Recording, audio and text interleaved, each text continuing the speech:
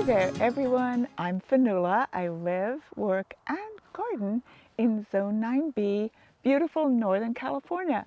I really hope you're all having an absolutely fabulous day today. It's the middle of November. I'm in my own garden, so I'm having a great day, let me tell you. There are so many jobs to be done, so many chores, so much raking, cleaning up, weeding, finding snails, finishing off the last of the apples and either feeding them to the pigs or the chickens. But what I've decided to talk about today, instead of continue with all the work that I need to do, is I'm going to do a video about me, which is really hard for me to do. I'm an introvert. I love people, love chatting with people, love talking to customers or people or friends or family. And I've been encouraged 3 separate times this week to do a video about me, why I like gardening, what got me into it. So I figured today is the day. So that's what I'm going to talk about today. Okay, let's get going with these questions. What inspired me to start gardening? Well, I think one of my earliest memories was seeing my dad out in the garden and like being out in the garden with him, but just watching him garden. You know, the kind of puttering around meditatively that we do, just watching him do that and see the peace and the tranquility and the satisfaction that he was getting from it, that was inspirational. And I started keeping him company. Not just him though, I had aunties and they were avid gardeners. One auntie in particular loved her roses. Another auntie loved her vegetable garden and would send us out to pick the peas. So I had all these different gardeners in my life that just showed me different ways of gardening and different aspects to it, and just the amount of satisfaction and joy that you could get from gardening. That was very, very young age, and that was probably really what inspired me. How long have I been gardening? That's almost a personal question because it is a really, really, really long time. My earliest memories of my dad and the various aunties, I had to be like 5 or 6 or 7, and that's over half a century ago. And what have I learned along the way? I could literally write books about what I've learned along the way. But one of the things I've really learned is to never stop learning.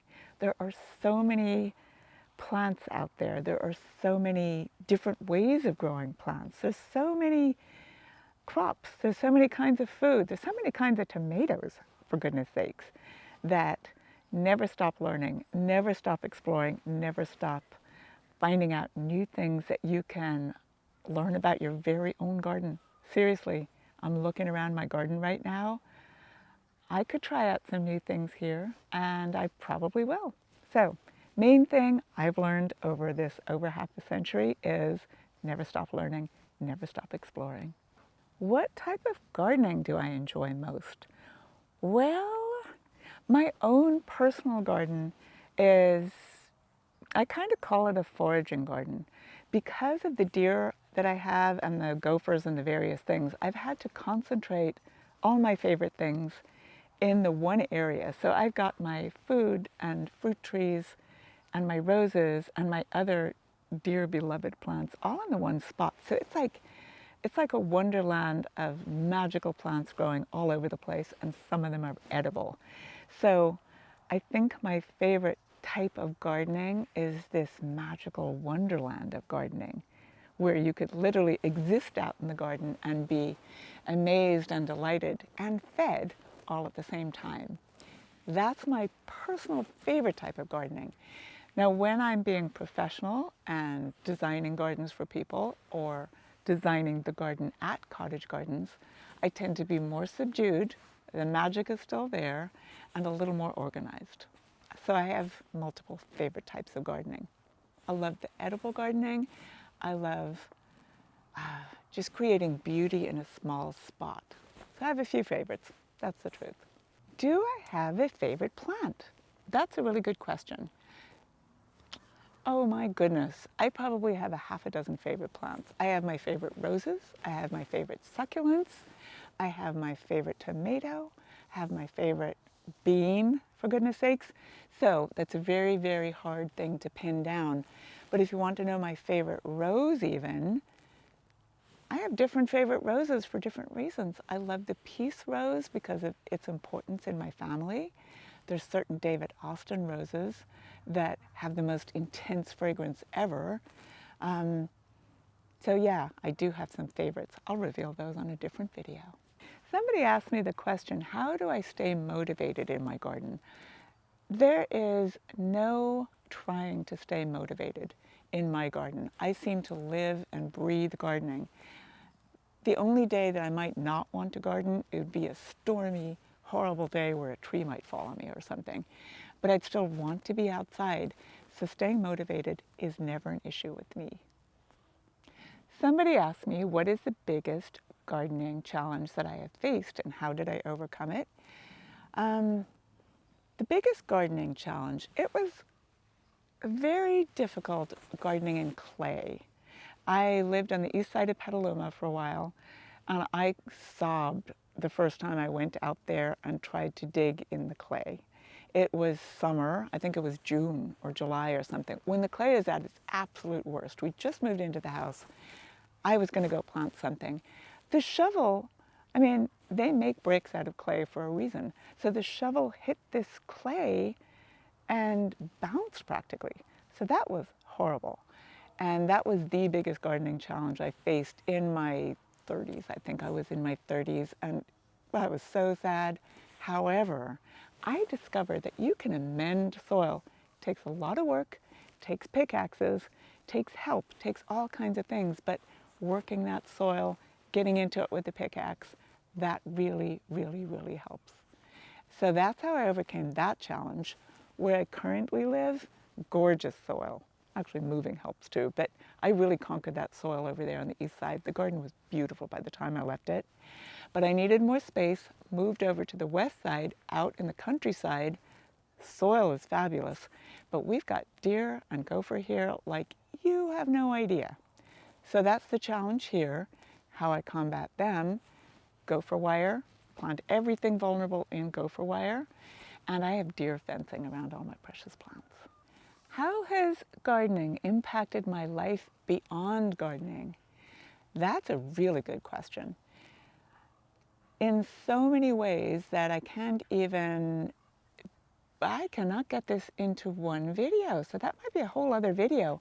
But let me tell you this, when you're out gardening and you see how each and every plant is doing its best to thrive and grow and produce the flowers or the crops or the apples or whatever it is in the situation that you have given it, it's really quite encouraging. We can do that whole thing, bloom where you are planted. It may sound very trite and overused, but you look around your garden and see how a self-seeded plant is blooming exactly where it decided to plant itself, even though you've read that this is so not where you're supposed to grow it. It encourages you to become the best you can possibly come, whatever the circumstances you're thrown into. So that's one really good lesson. Not even a lesson, it's just something you take away from your garden. That's something I've really learned.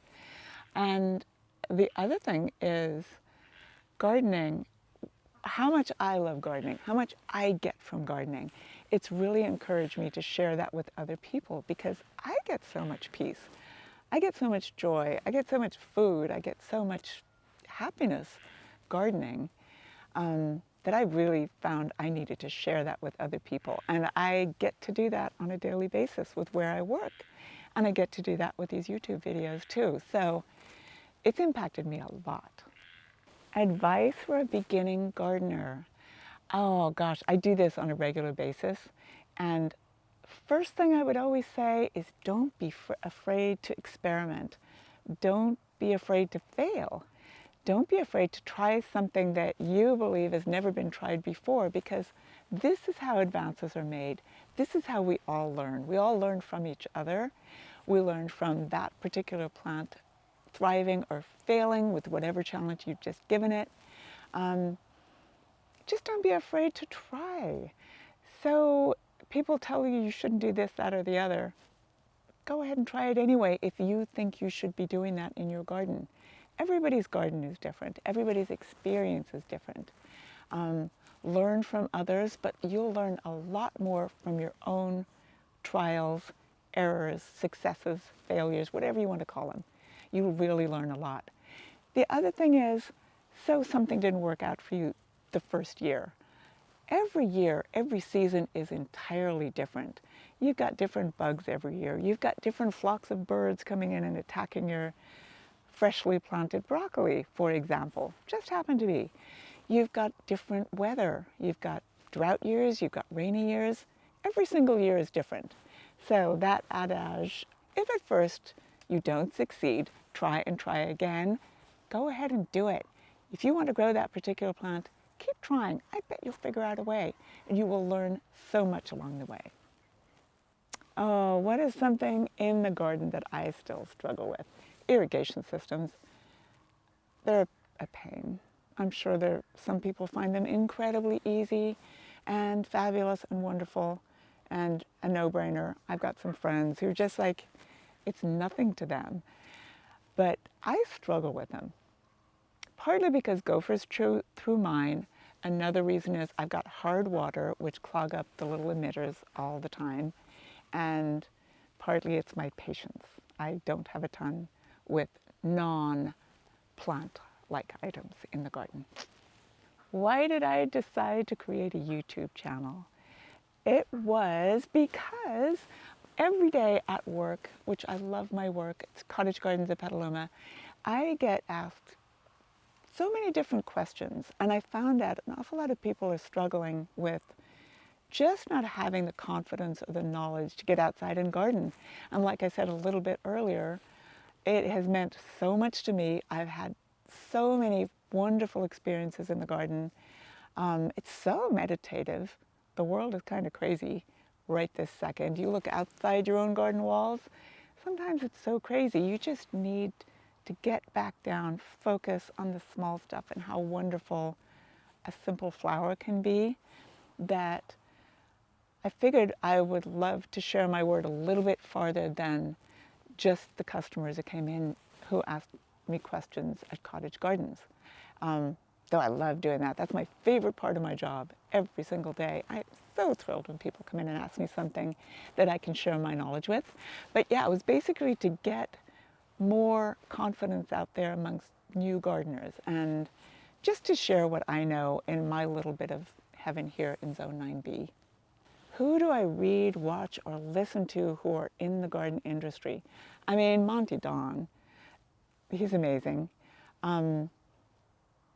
Can't get enough of that. Now talk about calming. That is really fantastic.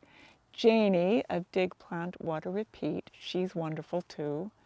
I read a lot of just actual, factual books with botanical names in them because I have a scientific background. Botany and zoology were my degrees. So I'm still fascinated with the Latin names and why things get named. Michael Pollan, of course. And there's others. And really what I love to do is go to botanical gardens and then I'll follow up on a particular plant and its discovery. Charles Darwin, oh my goodness. So there's historical stuff too. So yeah, there's a lot of different current people and people from the past that I follow. Okay, I really hope you enjoyed that video today. I am an introvert. It's kind of hard to talk about myself. So those questions were great. Thank you all for sending them in. If you have any other questions, drop me a comment. I'd be really happy to answer them or include them in the next video or the video after that. Or just come on into Cottage Gardens and ask me directly. It is always fun. Favorite part of my job is just chatting with people and finding out your own experiences. Yeah, what got you started gardening? What is your inspiration? What's your favorite thing in the garden? Go on outside your own gardens today and look and tell me your favorites. I would love to hear about it. In the meantime, find me on Facebook, find me on Instagram, find me at Cottage Gardens, and enjoy your own gardens, and happy gardening. Bye, everybody.